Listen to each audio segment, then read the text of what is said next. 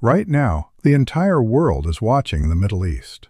With military conflicts raging and global tensions reaching a boiling point, all eyes are locked on Iran. The daily headlines are filled with standoffs, threats, and the projection of military power. But for students of history, this scenario is incredibly familiar, because this is not the first time the global superpowers have had to deal with a dangerous and unpredictable regime in Tehran. 85 years ago, in the darkest days of World War II, the Middle East was teetering on the edge of a total catastrophe. Adolf Hitler was inches away from getting his hands on the largest oil reserves on Earth. He had successfully smuggled thousands of Nazi spies, engineers, and political agitators into Iran, and the Iranian King, Reza Shah, was secretly playing along, believing he could outsmart the Allied powers. But the Allied leaders, men like Winston Churchill and Franklin D. Roosevelt, did not believe in waiting for the enemy to strike first. They did not play diplomatic games with Nazi sympathizers. When faced with a threat to their survival, they launched a massive, ruthless, and entirely secret preemptive invasion. In just 3 days, Allied forces completely crushed the Iranian military. They seized the oil fields. They overthrew the king, forcing him into permanent exile. And they transformed the entire country of Iran into a massive American-run supply highway that would ultimately break the back of the Nazi war machine. This is the incredible, untold true story of Operation Countenance. It is the story of how the Allies stopped a Nazi takeover of the Middle East and delivered the ultimate battlefield justice. To understand why the Allies launched this brutal and sudden invasion, you have to understand the terrifying reality of the summer of 1941. Hitler's armies seemed absolutely unstoppable. They had crushed France. They had driven the British off the continent. And they had just launched Operation Barbarossa, the largest land invasion in human history, pushing deep into the Soviet Union. But the Nazi war machine had one fatal weakness. It was starving for oil.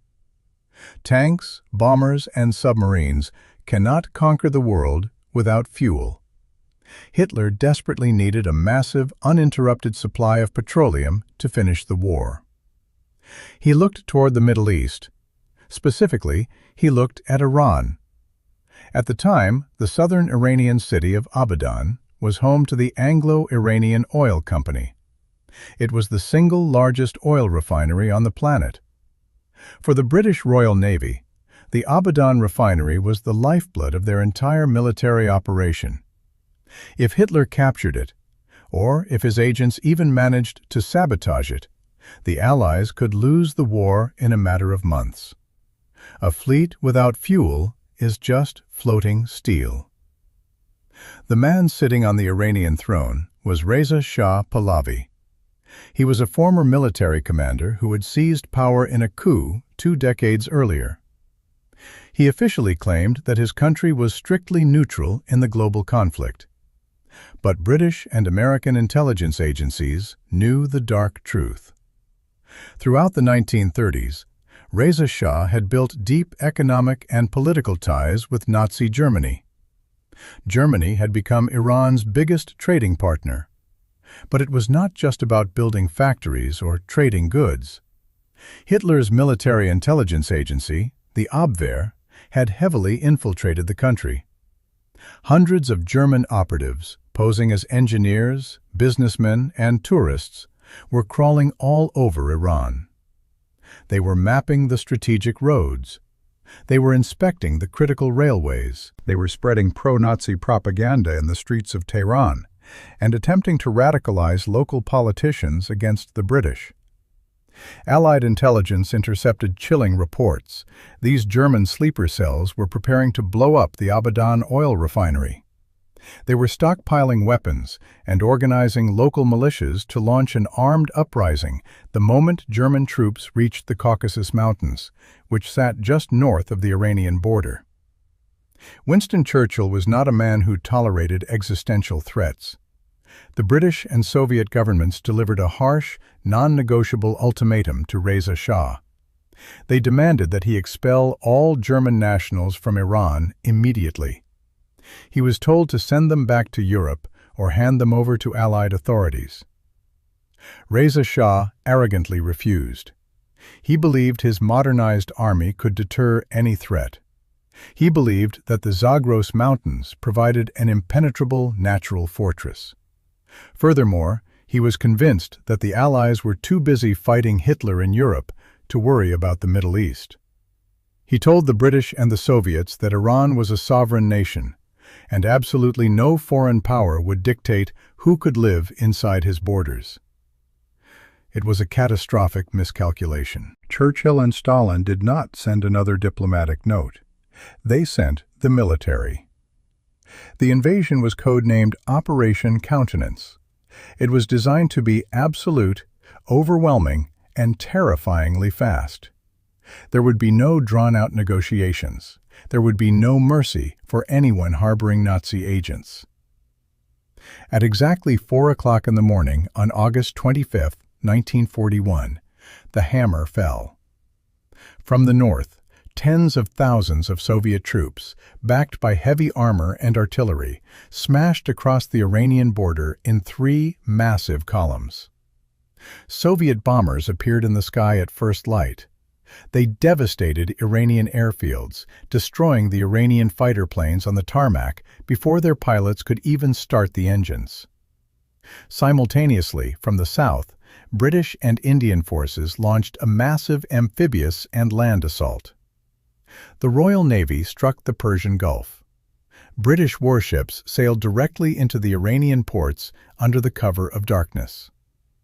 At the vital Abadan refinery, British infantry stormed the docks. Their orders were simple and brutal. Secure the oil and shoot anyone who attempts to detonate explosives.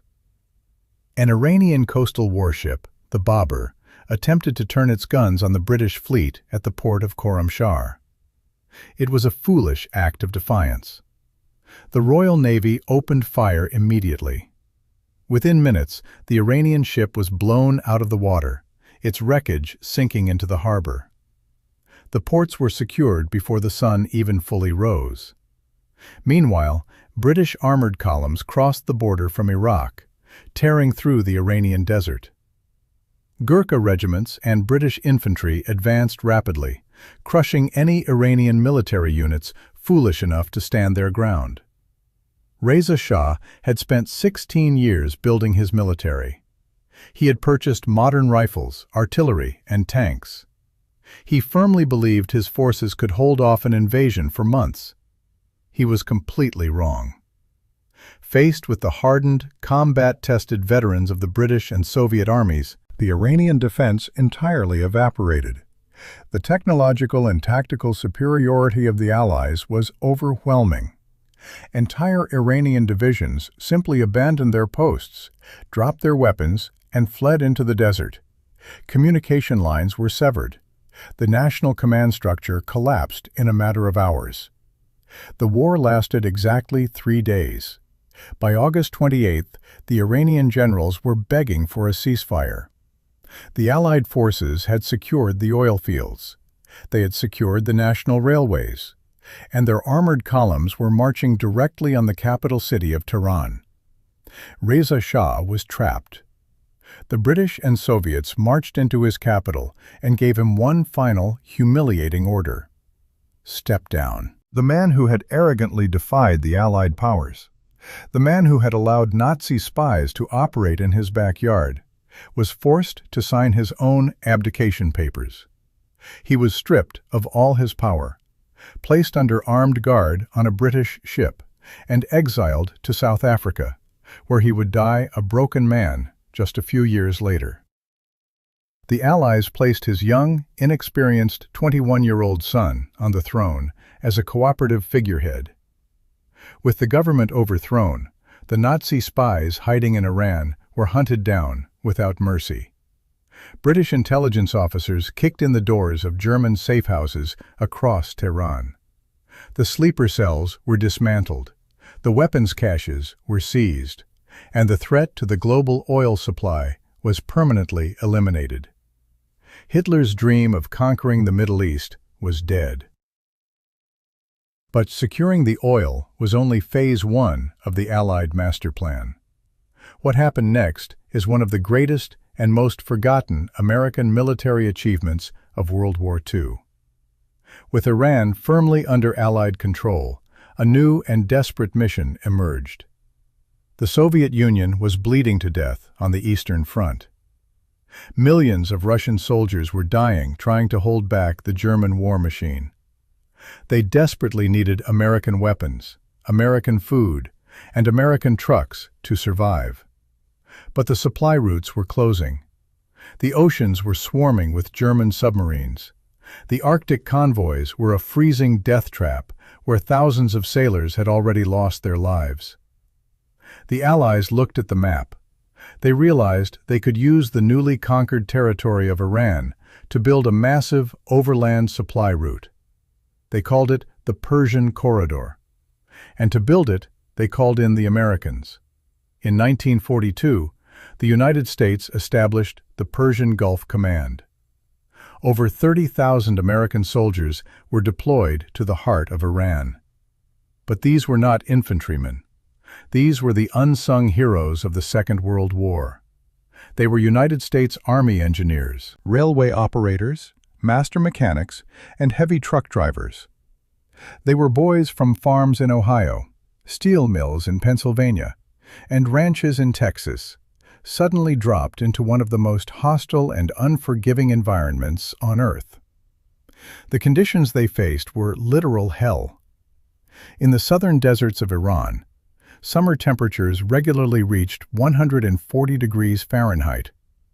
The heat was so intense that leaving a metal wrench in the sun would cause it to burn the skin right off a mechanic's hand. Inside the unair-conditioned cabs of the supply trucks, drivers frequently passed out from severe heat exhaustion. In the north, the route climbed through the treacherous Zagros Mountains, reaching sheer elevations of over 7,000 feet. In the winter months, American convoys battled blinding blizzards, sub-zero temperatures, and ice-covered mountain passes where one wrong turn meant falling hundreds of feet off a cliff. But the Americans did not quit. They never did. United States engineers completely rebuilt the primitive Iranian ports. They brought in massive industrial cranes. They widened the dirt roads into paved highways. They took over the struggling Iranian railway system, bringing in heavy American diesel locomotives to replace the weak local engines that could not pull the weight of the war cargo. Day and night, 24 hours a day, the American convoys rolled. Thousands of heavy Studebaker trucks roared across the Iranian deserts in massive dust clouds. Trains loaded with Sherman tanks, crates of ammunition, and barrels of aviation fuel chugged relentlessly through the mountains. The logistical miracle these 30,000 Americans pulled off is absolutely staggering. By the end of the war, the Persian Gulf Command had delivered over 5 million tons of critical supplies through Iran directly to the frontline forces fighting the Nazis. They delivered over 180,000 trucks and jeeps. Without those specific American vehicles, the Soviet Red Army could never have mobilized fast enough to push Hitler's forces all the way back to the streets of Berlin. The American soldiers in Iran did not storm the heavily defended beaches of Normandy. They did not fight in the brutal, disease-ridden jungles of the Pacific. But they fought the desert, the mountains, and the unbearable heat. And their sheer grit, mechanical genius, and determination kept the Allied war machine alive when it mattered most. By late 1943, thanks in large part to the supplies flowing through Iran, the tide of the war had officially turned. Hitler was losing. To plan the final destruction of Nazi Germany, the top 3 Allied leaders decided to meet face-to-face for the very first time. They did not meet in the safety of London. They did not meet in Washington. They met in Tehran, the capital of the country they had brutally conquered just 2 years prior. In November 1943, United States President Franklin D. Roosevelt, British Prime Minister Winston Churchill, and Soviet Premier Joseph Stalin sat together in the heart of the Middle East. American troops completely locked down the city. Intelligence agents stood on every street corner. German assassins, under the command of the infamous Otto Skorzeny, desperately tried to formulate a plot to kill the three leaders. But the Allied security grid was completely impenetrable. The Nazi assassins never even got close. Inside the heavily guarded conference rooms, surrounded by the territory they had seized from a Nazi sympathizer, the three most powerful men on Earth planned the liberation of Europe. It was right there, in Tehran, that Roosevelt and Churchill finalized the blueprints for Operation Overlord, the massive amphibious invasion of France. D-Day was born in Iran. The ultimate defeat of Nazi Germany was planned on the soil of a country that had tried to defy the Allied powers. It was a display of total, unquestionable global dominance. The invasion of Iran in 1941 remains one of the most overlooked masterstrokes of World War II. It is a story of ruthless, necessary decision-making. Churchill and Roosevelt understood that when dealing with tyrannical regimes and global threats, you cannot wait for the enemy to make the first move. You strike first. You strike hard, and you take away their most valuable assets. The arrogant Iranian Shah thought he could play diplomatic games with the Allied powers. He thought he could harbor Nazi spies and protect Hitler's interests without facing consequences. It cost him his military, his country, and his throne in just 3 days. And from the ashes of that defiant regime, 30,000 American soldiers built a highway of freedom through the desert, delivering the very weapons that crushed the Third Reich. Today, as we look at the daily headlines, and as the world watches the regime in Tehran once again clash with global superpowers, it is worth remembering the harsh lessons of 1941. History has a funny way of repeating itself. Regimes that test the patience of the free world often forget the past. And those who forget the sheer power, logistical brilliance, and uncompromising resolve of the American military usually end up learning it the hard way. What do you think of Churchill and Roosevelt's ruthless decision to invade a neutral country to stop Hitler's spies? Was the 3-day blitz justified to save the world from Nazi tyranny? Let us know your thoughts in the comments section below. If you appreciate hearing the gritty, untold, and authentic history of World War II, make sure to hit that like button, subscribe to the channel, and turn on the notification bell so you never miss a story. Thank you for watching. Respect the fallen and never forget history. We will see you in the next video.